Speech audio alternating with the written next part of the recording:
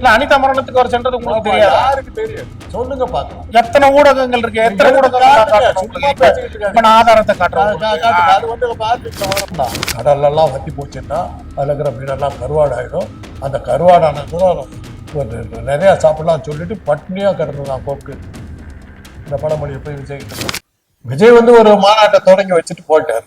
அதுக்கப்புறம் அவர் எங்க போனார்னு யாருக்கு ஏதோ ஒரு இந்த மாதிரி சீமான் வந்து அவருக்கு விளம்பரம் கொடுத்துக்கிட்டே இருக்காரு. அப்படி பார்க்கும்போது அவங்க ரெண்டு பேருக்கு மத்தியில ஏதோ ஒரு உறவு இருக்கிறதா எனக்கு ஒரு சந்தேகம். ஏன்னா விஜய் வந்து யாருக்கு இப்ப செய்தியாளர்கள் சந்திக்கல, எதையும் பண்ணல, ஒரு கூட்டம் நடத்துற, எதையும் பண்ண ஒரு இவங்க அவங்க செயலாளர்கள் கூட்டம் நேரமா ஒன்று போட்டார் போட்டு அதை பத்தி கூட வந்து பத்திரிகையாளர்களை சந்திச்சு விளக்கமெல்லாம் ஒண்ணு கொடுத்தா அவர் பாட்டுக்கு போயிட்டார்.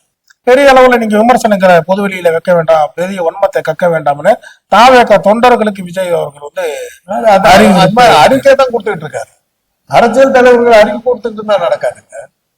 முன்னாடி வரணும், வெளியில வந்து நிக்கணும், மக்களோட மக்களா நிக்கணும். எவ்வளவோ பிரச்சனைகள் மக்களோட மக்களா நின்று இருக்காரு. தூத்துக்குடி துப்பாக்கி சூடு சம்பவத்துல அனிதா மரணத்துல நின்று இருக்காரு. அதற்கு முன்பு தூத்துக்குடியில அந்த வெள்ள அபாயம் ஏற்படும்போது அங்க போய் மக்களோட கொடுத்தாரு, நின்று இருக்காருங்களா. ஆரம்ப கட்டத்துல இருந்து பாக்குறேன். உக்ரைன் போர்ல கூட அவருக்கு உக்ரைன் போருக்கு அவர் போக வேண்டிய அவசியம் இருக்காதுன்னு நினைக்கிறேன். போறீங்களா? அதுக்காக இல்ல இருந்ததாக சொல்றேன், இது மறுக்க முடியாத காணொலி இருக்கு. துப்பாக்கி சூடுத்த போது விஜய் போனாரு. எங்க சார் விஜய் போனாராங்க? அங்க இருக்கக்கூடிய மக்களுக்கு வந்து ஆறுதல் தெரிவிச்சாரு. உங்களுக்கு மாத்த சொல்லிருப்பாரு, ஆறுதல் இருக்கு. அத சொல்ல போய் ரஜினிகாந்த் நடந்த நிகழ்ச்சிக்கு அப்புறம் எந்த பையன் ரஜினிகாந்த் அவர்களுடைய வாதத்துக்கு விஜய் அவர்கள் அனிதா மரணத்துல விஜய் அவர்கள் என்ன பண்ணாரு? அனிதா மரணத்துக்கு போன அந்த குடும்பத்துக்கு இரவோடு இரவாக சென்று ஒரு ஆறுதலோட இரவு. அது என்ன ராத்திரியோட ராத்திரியா இரவு அந்த அப்பதான் ஒரு மிகப்பெரிய ஒரு ஸ்டார். அவர் போனது ஒரே ஒரு இடம் தான், கள்ளக்குறிச்சி விசேஷாராயத்துக்கு தான் போனார். அதை தவிர வேற எதுக்குமே ஆதாரம் கிடையாது. ஆதாரம் கிடையாது. ஆதாரம் இருக்கு சார். அனிதா வீட்டுல போய் அவருக்கு வந்து உட்காந்து அவருடைய அண்ணன் பார்த்தா அவர்களுடைய இருக்கு, போட்டோஸ் இருக்கு. ஆதாரம் கூட தாங்க இது கொடுத்தேன்னு சொல்லிட்டு போட்டோ மாஸ்க்ல போட்டுக்கலாங்க. அன்னைக்கு போட்டோ மாஸ்க் ஒரு வீடியோ வந்து ஃபுல்லாவே மார்க்கிங் பண்ண முடியாது. ஏன் பண்ண முடியாது? நீங்க ஒரு டெக்னாலஜி டெக்னீஷியன், உங்களுக்கு தெரியாதா? விஜய் மீது உங்களுக்கு மிகப்பெரிய ஒரு வன்மம் இருக்க மாதிரி தெரியுது. அவர் செய்யக்கூடிய ஒரு நன்மைகள் நம்ம பெரிய அளவுல விமர்சிக்கிறோம்.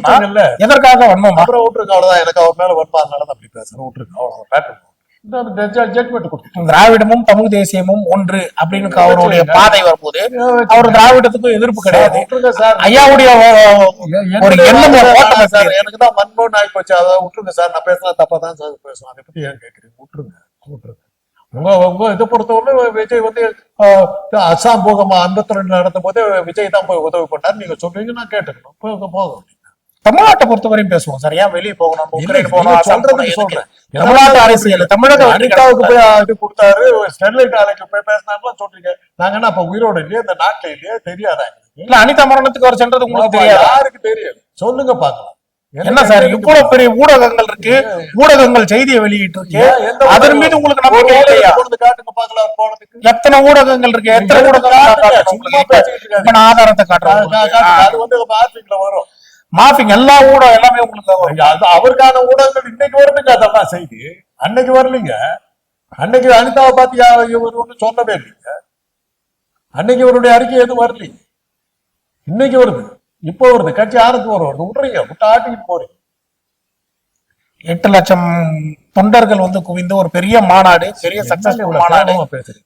பலர் வந்து வரவேலமா மாநாடு 8 லட்சமா கூடிச்சு. 8 லட்சம் வந்து 2 கோடிங்க. 8 லட்சம் சார். 2 கோடி 2 கோடி தொண்டர்கள் சார்.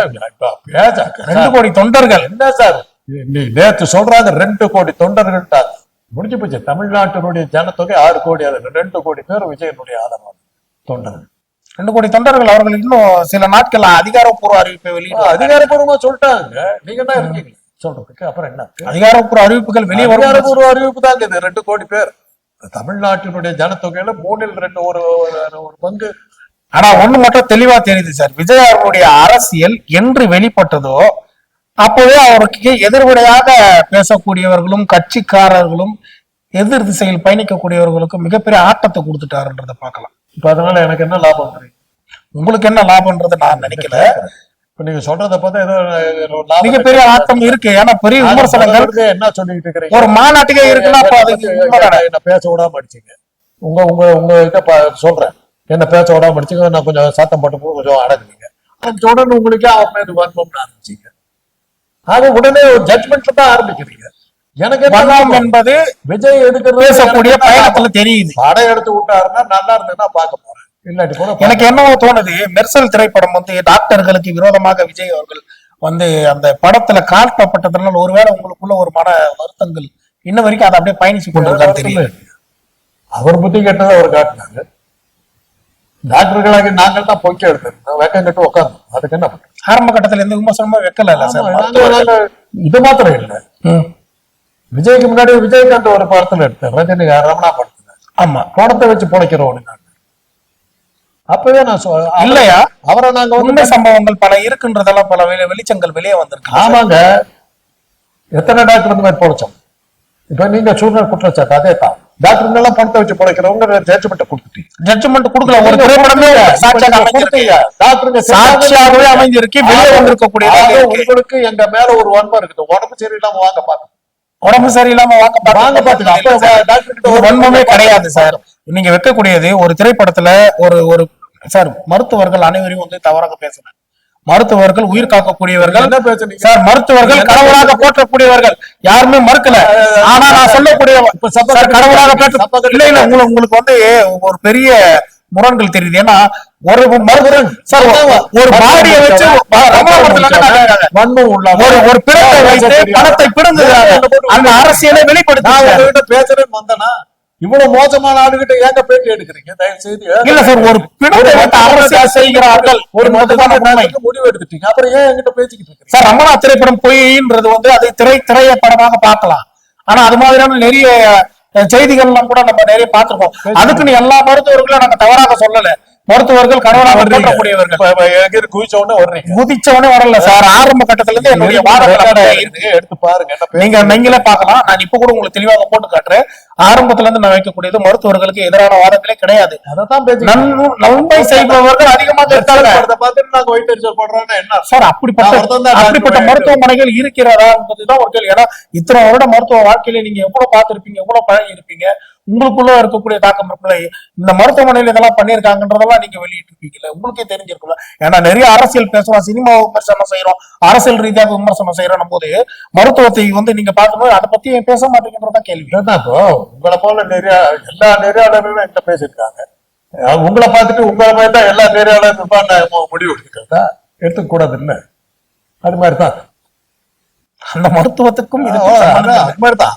ஒரு டாக்டர் பண்ணதை வச்சு ஹைலைட் பண்ணி ஒரு சினிமாவில போட்டா எத்தனாயிரம் பேர் பார்த்தாங்க அந்த படத்தை. அவ்வளவு பேருக்கு அதுல அது எரிச்சல் வந்துருந்தது.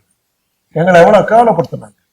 நாங்க என்ன பண்ணோம் தெரியுமா? அதுக்கு நடிகர் பாக்யராஜ் தலைமையில அந்த ரமணா படத்தினுடைய கதை வசன கட்டா கூட்டிட்டு வந்து மன்னிப்பு கேட்க வச்சு, மன்னிப்பு கேட்க வச்ச உடனே நான் சொன்னேன், இதை வந்து செய்தி ஆக்கணும், இல்லாட்டி போனது அப்படியே மத்த டாக்டர் வேணாம் மன்னிப்பு கேட்டாரு விட்டுருந்தாங்க.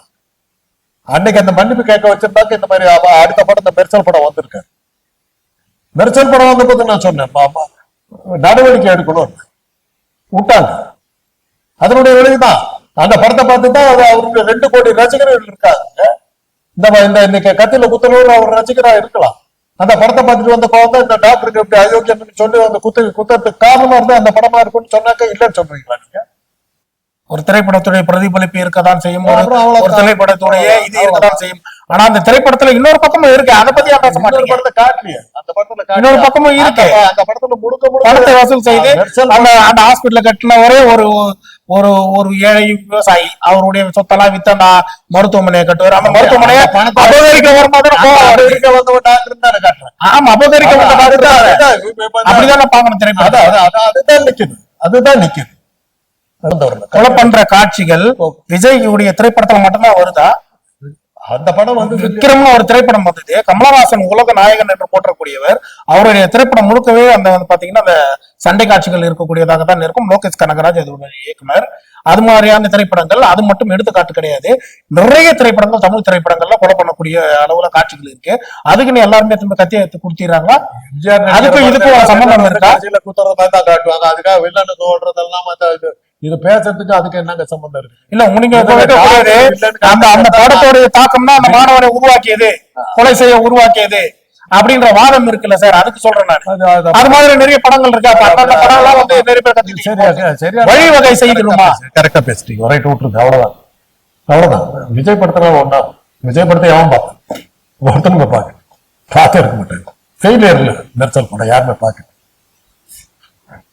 ஒரு பக்கம் கேட்டாங்க 2 கோடி பேர் இருக்காங்க, இன்னொரு பக்கம் பார்த்தாக்கா ஒரு படத்தை எவன் பார்த்தாட்டுறீங்க? நீங்க தான் நான் சொல்லல, நீங்களே சொன்னீங்க ஆறு படத்துல 2 கோடி தொண்டர்கள். அவருடைய பேச்சினுடைய தாக்கமே ஒண்ணுமே இல்லைங்கிற மாதிரி சொல்றீங்க. அப்போ அவர் எடுத்த படம் யாரும் அந்த ரசிகர்கள் எல்லாம் முட்டா பார்த்துட்டு சீப்பாடா அப்படின்ட்டு போயிட்டாங்க அந்த படத்தை. இதுதான் வன்மம்.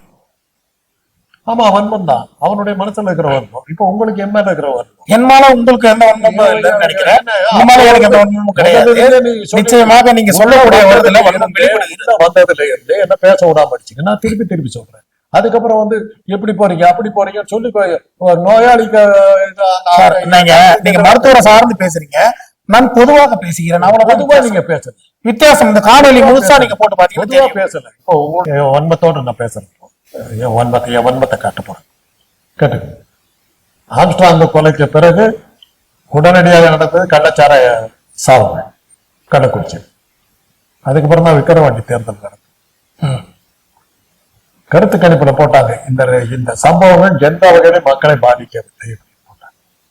இதுவும் இல்லைன்றீங்களா? இதுக்கு என்ன ஆதாரம் கேட்பீங்களா? அதுக்கப்புறம் யார் ஜெயிச்சாங்க? கள்ளச்சாராய விவகாரத்துல 20 லட்சம் ரூபாய் வந்து அந்த பாதிக்கப்பட்ட மக்களுக்கு வந்து கொடுக்குறாரு. பாதிக்கப்பட்ட அரசாங்கம் வந்து பாதிக்கப்பட்டவங்க அரசாங்கம் தான் கொடுக்குது. அரசாங்கம் கொடுத்து விஜய் கொடுத்தாரா? விஜய் ஏன் கொடுக்கணும்? கேள்விதானே சார். விஜய் எதுக்கு சார்? அவ்வளவுதான் போயிட்டு விஜய் அரசியல் அவர் ஏன் சார் கொடுங்க? அவர் குற்றம் சாட்டிட்டு போலாமே ஒளி அவர் ஏன் சார் சார் எதிர்க்கலாம், தவறு செய்தால் சுட்டி காட்டலாம். அரசியல் தலைவர்களுக்கு அதுதான் வேலை. நிச்சயம் அதுதான் செய்ய வேண்டும். நீங்க சொல்றதுனா அரசியல் ஆட்சியாளர்கள் கண்டிக்க வேண்டிய இடத்துல நம்ம. சரி, நான் ஒரு கேள்வி கேட்கிறேன் சார். அரசு அதிகாரிகள் வேலையில இருந்து ரிட்டையர்ட் ஆனவங்களுக்கு அந்த அளவுக்கு பணம் கிடைக்கிறது இல்லை அப்படின்ற விமர்சனங்கள் இருக்கு. அப்ப சாராயம் குச்சி செத்துட்டா 20 லட்சம் கிடைக்கும்னா அது தப்பு. இதுக்கு விஜய் வந்து ஆதரவு தெரிவிப்பான்னு நினைக்கிறீங்களா? 20 லட்சம் கொடுத்ததுக்கு ஆதரவு தெரிவிக்கணும். நான் ஒரு 20 லட்சம் கொடுக்கணும்ன்றது, விஜய் 20 லட்சம் கொடுக்கணும்ன்றது. சரி, இப்ப நான் பண்றேன் சொன்னா நீங்க ஏத்துப்பீங்களா? இல்ல, ஏத்துக்க மாட்டேன். அதை நான் ஆதரிச்சு பேசுறேன். என்னுடைய வாதங்களை கேட்டுதான் அரசாங்கம் நடக்கிற அளவுக்கு நான் முட்டாள் இல்லை. மக்கள்ல ஒருத்தர் நான் சொன்னேன், இப்ப இந்த மாதிரி தப்பு பண்ணவனுக்கு கொடுத்தா என்ன அர்த்தம், எப்படி 20 லட்சம் ரூபாய் எப்படி கொடுக்கலாங்கிறதா என்னுடைய கேள்வி. அந்த இடத்துல இப்ப என்னத்துக்கு விஜய் போய் ஆறுதல் சொன்னாரு? தப்பு பண்ணி செத்து போனா இல்ல, இவர் என்னத்துக்கு ஆறுதல் சொல்ல போனாரு? அவன் பண்ணது தப்பு அப்படின்னு கண்டிச்சு அறிக்கை விட்டுருக்கலாம் இல்ல, ஏன் விடல சார்? பாதிக்கப்பட்ட மக்களுக்கு ஆறுதல் பண்பாடு. இப்படி நான் பேசினா வந்தோம் பண்பாடு. பாதிக்கப்பட்ட குற்றம் செஞ்சுட்டு செத்து போயிருக்கான் சார், அவனுக்கு அது பண்பாடா? அப்போ அதேதான் அந்த ஒருவர் தவறு செஞ்சதுக்கு அந்த குடும்பம் என்ன செய்யும்? கள்ளச்சாராயத்துல குடிச்ச ஒருவர் வந்து செய்த தவறுக்கு அந்த குடும்பம் என்ன செய்யும்? அவர் செய்த தவறுக்கு அந்த குடும்பம் என்ன எந்த அளவுல பாதிப்புல இருக்கும்? அவர்களுக்கு தான் ஆதரவு தெரிவிச்சிருக்காரு. Very good. அதனாலதான் 20 லட்சம் ரூபாய் கொடுத்தாங்க. கடந்த 10 ஆண்டுகளாக இந்த நாட்டுல என்ன ஒரு தொழிற்சாலை வந்திருக்குது சொல்லுங்க? என்ன ஒரு தொழிற்சாலை வந்திருக்குது சொல்லுங்க? பேசிக்கிற மாதிரி ஒன்றிய அரசோ ஏதோ ஒண்ணு மாநில அரசோ தொழிற்சாலை தொடங்குச்சா? இந்த ஆட்சி வந்து 3 வருஷம் தாங்க ஆகுது. 10 வருஷம் ஜெயலலிதா கிட்ட எம்ஜிஆர் கிட்ட கொடுத்து வச்சிருந்தீங்களா? பழனிசாமி கிட்ட கொடுத்து வச்சிருந்தீங்களா? என்ன பண்ணாங்க 10 வருஷம்? ஒன்றிய அரசோட தானே கூட்டணி வச்சுக்கிட்டு தான் நடந்தாங்க. என்ன பண்ணாங்க? ஒரு எய்ம்ஸ் கட்டி இருந்தாக்க அந்த நீங்க சொல்றீங்களா புலம்பு எழுதுறீங்களா? அவங்களுக்கு வேலை கிடைச்சி நர்ஸுக்கு வேலை கிடைச்சிருக்கணும். ஒரு செங்கலை வச்சுட்டு போயிட்டேன்ல, இன்னைக்கு ஒண்ணு கட்டலையே, ஒரு அடுத்த கல் வைக்கணும்.